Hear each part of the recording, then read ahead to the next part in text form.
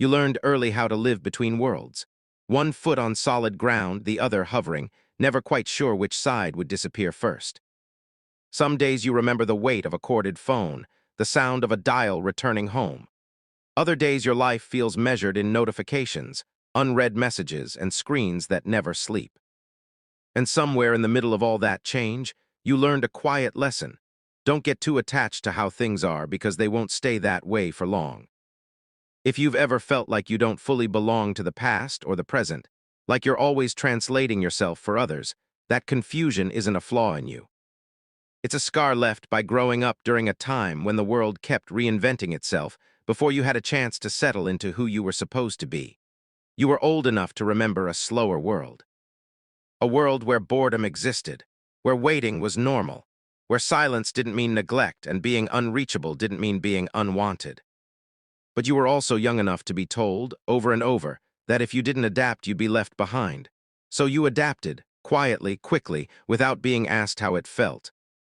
That constant adaptation shaped you in ways you may not even notice. It taught you to be flexible, but also to stay slightly guarded, to learn systems fast but trust them slowly, to rely on yourself because the rules kept changing and no one paused long enough to explain the new ones. As a child, stability was something you sensed rather than named.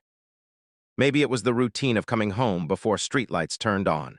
Maybe it was handwritten notes, physical calendars, or voices that stayed where you left them.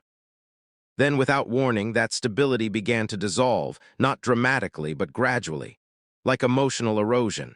New technology didn't arrive as a gift, it arrived as an expectation. Keep up. Learn this, use that, be faster, be reachable, be efficient. No one framed it as loss, but it was the loss of slowness, the loss of privacy, the loss of being unfinished without feeling behind.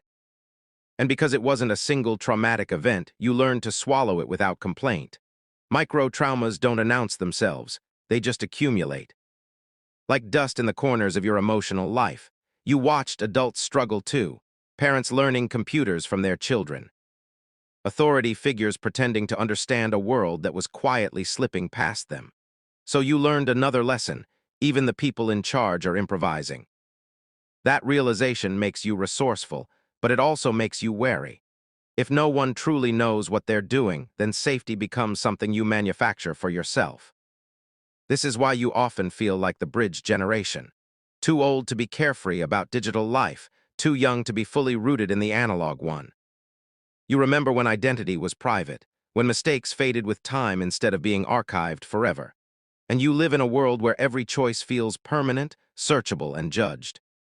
Psychologically, this creates an invisible tension. Part of you longs for depth, for presence, for conversations that don't end abruptly because someone glanced at a screen. Another part of you stays alert, responsive, slightly anxious, trained to react, not rest. You may feel exhausted without knowing why. Not burned out from one thing, but worn thin by decades of quiet vigilance. In relationships, this shows up in subtle ways. You want closeness, but not intrusion. You crave connection, but fear being consumed by it. You learned intimacy through landlines and letters, but now navigate it through texts and read receipts. That shift can make emotional signals feel distorted. Silence used to mean space. Now it feels like rejection. Availability used to be a choice. Now it feels like a demand, so you become careful. You measure your words. You don't overshare, but you don't fully hide either. You live in that middle space, half open, half armored. This isn't because you're emotionally distant. It's because you learned that exposure in the digital age can be permanent. Once something leaves you, it doesn't come back. And you've seen how easily context is lost. As a child, you were likely praised for being mature for your age, independent, self-sufficient, adaptable. Those compliments felt good, but they also came with a cost. When you're seen as capable early on, your needs often go unnoticed. You don't learn how to ask for help because no one expects you to need it. So you grow into an adult who can carry a lot, quietly, but struggles to put things down. You learned survival behaviors that look like strengths, emotional regulation that borders on suppression, humor that deflects pain, competence that hides exhaustion.